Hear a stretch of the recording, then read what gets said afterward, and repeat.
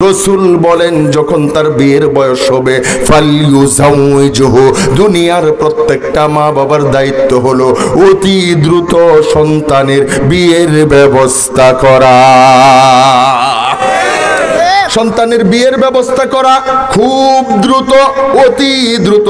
রাসূল বলেন ইজা বালাগা, বিয়ার বয়স হয়ে গেছে তাড়াতাড়ি বিয়া করাও, তাড়াতাড়ি বিয়ে করাও। কেন কেন কেন কেন? কারণ তোমার সন্তানটা এখন যুবক, যৌবনকালে শরীরে শক্তি থাকে, রক্ত গরম থাকে, যৌবনকালে মাথা ঠিক থাকে না, শয়তানের ধোঁকায় খুব দ্রুত পড়ার সম্ভাবনা আছে। যৌবনকালে ভালো মন্দের এত পার্থক্য করার সময় থাকে না, এই জন্যেই যৌবনকালে শয়তানের ধোঁকায় পড়ে নিজের গায়ের জোরে আর গরম রক্তের প্রভাবে এই সন্তান গুনাহে লিপ্ত হতে পারে, গুনাহে লিপ্ত হতে পারে। এই জন্যেই সন্তান যদি গুনাহে লিপ্ত হয় সন্তানের চরিত্র ধ্বংস হবে, ঠিক কিনা জোরে বলেন না কেন? যৌবনে সন্তান কি গুনাহ করবে? সন্তানে যৌবন সংক্রান্ত গুনাহ করবে। এই জন্যেই উম্মতের উলামায়ে কেরাম বলেন যুবককে গুনাহ থেকে বাঁচাইতে গেলে একমাত্র পদ্ধতি হলো বিয়ের ব্যবস্থা করা।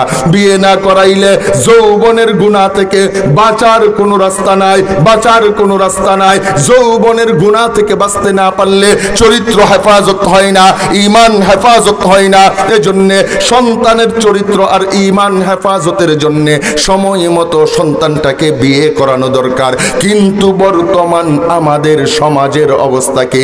দিন যত যাইতেছে হায়াত আমাদের কমতেছে, দিন যত যাইতেছে বিয়ার বয়স বাড়তেছে। আগের মানুষ বাঁচত 100 বছর, বিয়া করত 18 বছরে, আমরা বাঁচি 40 বছর, বিয়া করে 35 বছরে। কথা বুঝাইতে পারতেছি না আপনাদেরকে? বলেন তো দেখি, হায়াত আমাদের কমতেছে। আগের দিনের মানুষ 70 বছরেও বাচ্চার বাপ হইছে না, হইছে না?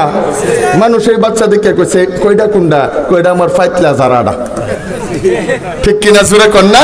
এটাই ফাইতলা জারাডা। 70 বছর বয়সে সন্তানের বাপ হইছে, আর আমরা 40 বছরের টাটকা বুড়া। কথা বলেন না কেন?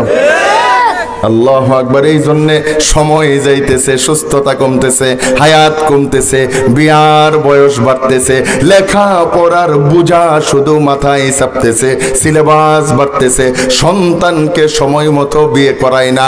আর বর্তমান জামানার সবচাইতে বড় ফিতনা হলো সন্তানের ঘরে বউ নাই, হাতে বুট্টা মারা একটা মোবাইল আছে। আরে জোরে কথা কন না? সন্তানের ঘরে কি নাই? বউ নাই, 8টার ভিতরে বুঝতে মারা একটা মোবাইল। এই ছাড়াটা রাত 1টা 2টা বাজে বাড়িতে আয় না, বাড়ির ঢুকে না, 3টার সময় বাড়ির ভিতরে ভূতের মতো আয়া ঢুকতেছে। মা বাপ জিগায় এই এতক্ষণ কই আসিলি? আমি বাড়িতে আগে আয়া করতাম কি, আমার তো কেউ নাই। আছে না নাই জোরে কর না? আসলেই তো বাস্তবতাই তো এইটা। এই সন্তানের ঘরে বউ নাই, সার্টিফিকেট নিয়ে ঘুরতেছে, চাকরি পাইতেছে না, শিক্ষিত যুবক কামলাও দিতে পারে না, ব্যানও চালাইতে পারে না, চাকরিও পাইতেছে না, বেকারত্বের হার সমাজে বাড়তেছে। এটা এখন মা বাপে বিয়া করায় না কে? চাকরি পায় না। আরে কথা কয় না?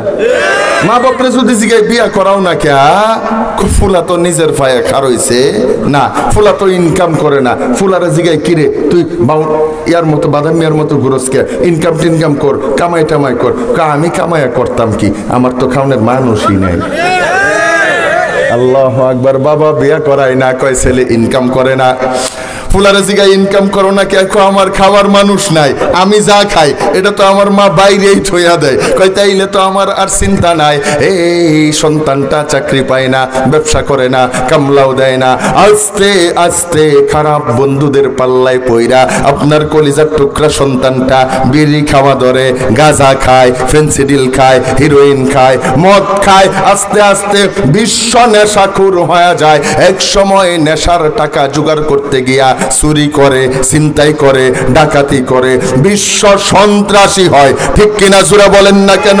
এজন্যই সন্তানের চরিত্র হেফাজতের জন্য সন্তান রাত 1টা 2টা বাজে বাড়িতে ঢুকে, মা বাবা সন্তানকে দেখলে ভয় পায়, সন্তানের ভয়ে জিজ্ঞাসা করতে পারে না। অথচ ঘরটার ভিতর যদি সুন্দরী একটা বউ থাকতো, বউ যদি ফোন দিয়া কইতো 7টার আগে ঘরে না ঢুকলে গেট লক হয়ে যাবে, সারা রাত আর খুলবে না, দেখতেন 6টার সময় সিট দখল কইরা বয়ে রইছে। আল্লাহু আকবার। এজন্য বলেন চরিত্র হেফাজতের দরকার। চরিত্র হেফাজত করতে গেলে সময় মতো বিয়ে করানো দরকার। এখন বিয়ে করাইছে না, সন্তানের কাছে বুঝতে মারা একটা মোবাইল, আপনারা কইবেন হুজুর আপনার টেন তো আছে, আমি তো বিয়ে কইরা লইছি।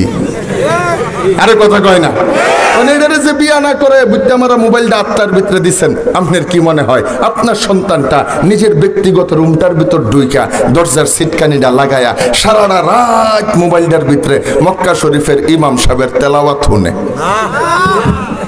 আরে কথা বলেন, সারা রাত বড় বড় বক্তাদের ওয়াজ শুনে, সারা রাত বড় বড় কারীদের কেরাত শুনে, বলে আপনার সন্তান এমন এমন এমন এমন কিছু দেখে যেটা দেখার পরে যৌবন মাথা চারা দেয়। আল্লাহর বান্দা, যৌবন হেফাজতের আর কোনো ব্যবস্থা তার থাকে না। ঘরে বউ নাই, এমন জিনিস দেখছে যৌবন মাথা চারা দিয়া উঠছে, করবেটা কি? যৌবনের উপর অত্যাচার শুরু করে, অবিচার শুরু করে, অপব্যবহার শুরু করে, করতে করতে করতে করতে আপনার যখন মনে হয় আরে বিয়া করানো দরকার, তখন তার বিয়ার নাম উঠলে জ্বর উঠে। কথা কন না কে? বর্তমান সমাজের ভিতরে অধিকাংশ দাম্পত্য জীবনের অশান্তির মূল কারণ এটা। মাইয়া বিয়া করাই আনছে সুন্দর দেখে, বাচ্চা গাচ্চা কি সুন্দর শিক্ষিত সভ্য মেয়ে, এটা ফিরাই নাই হয়ে গেছে, মা বাপরে কইছে আমি আর যাইতাম না, আমি আর যাইতাম না।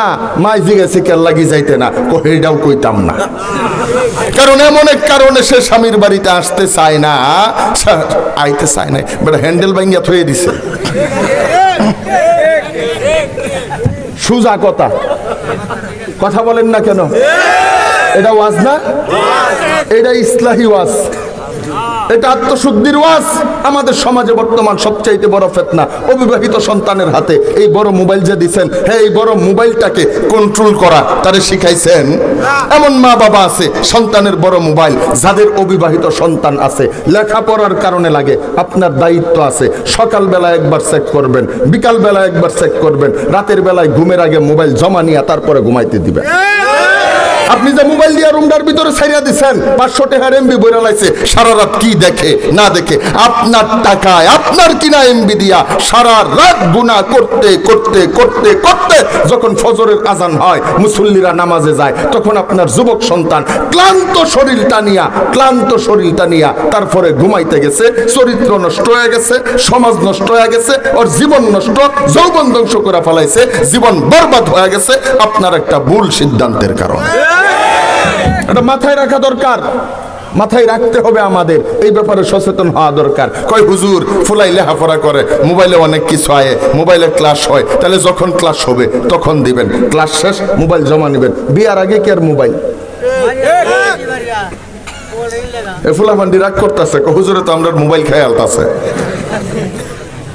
এখন রাগ করতে পারে, কিন্তু আমি যে কথাগুলা বলতেছি এটি বিয়ার পরে বুঝবো যে হুজুরের কথা যদি এই সময় মানতাম আজকে আমার এই অবস্থা হইতো।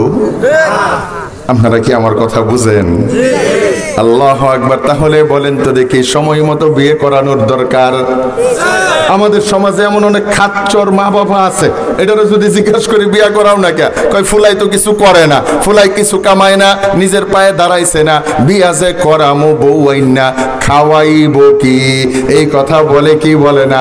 কয় বউ আইনা খাওয়াইব কি? আপনাদেরকে জিজ্ঞেস করি, বলেন তো দেখি, রিজিকের মালিক আজরা বলেন, রিজিকের মালিক আপনার রিজিকের মালিক যদি আল্লাহ হয়, আপনার সন্তান বিয়ে করে বউ আনলে ওইটার রিজিকের মালিকও হবে আমার আল্লাহ। রিজিকের টেনশনে সন্তান বিয়ে করায় না, সন্তানের চরিত্র ধ্বংস করতেছে, রিজিকের ভয়ে সন্তান বিয়ে করায় না। অথচ সাহাবী আসছেন, ইয়া রাসূলুল্লাহ বড় অভাব, সকাল থেকে সন্ধ্যা কর্ম করে পায়ের ঘাম মাথায় ফালায়া ইনকাম করে সংসারের অভাব যায় না, অনটন যায় না। ইয়া রাসূলুল্লাহ এমন একটা আমল বইলা দেন যেন সংসারের ভিতরে স্বস্তি আসে, সচ্ছলতা আসে। আল্লাহর পয়গম্বর বলেন, আমার সাহাবী বিয়ে করছো নাকি? তু সাহাবী বলে, না ইয়া রাসূলুল্লাহ বিয়ে করি নাই। আল্লাহর পয়গম্বর বলেন, আরে মিয়া তুমি তো তোমার বরকতের দরজাই খুলো নাই। সুবহানাল্লাহ, জোরে কন্যা। রাসূল বলেন তুমি তোমার বরকতের দরজাই খুলো নাই। তার মানে বোঝা যায় কি, বিয়ে হলো বরকতের দরজা, বিয়ে হলো বরকতের দরজা, বিয়ে হলো বরকতের দরজা। এই ময়দানটার ভিতরে যারা আছেন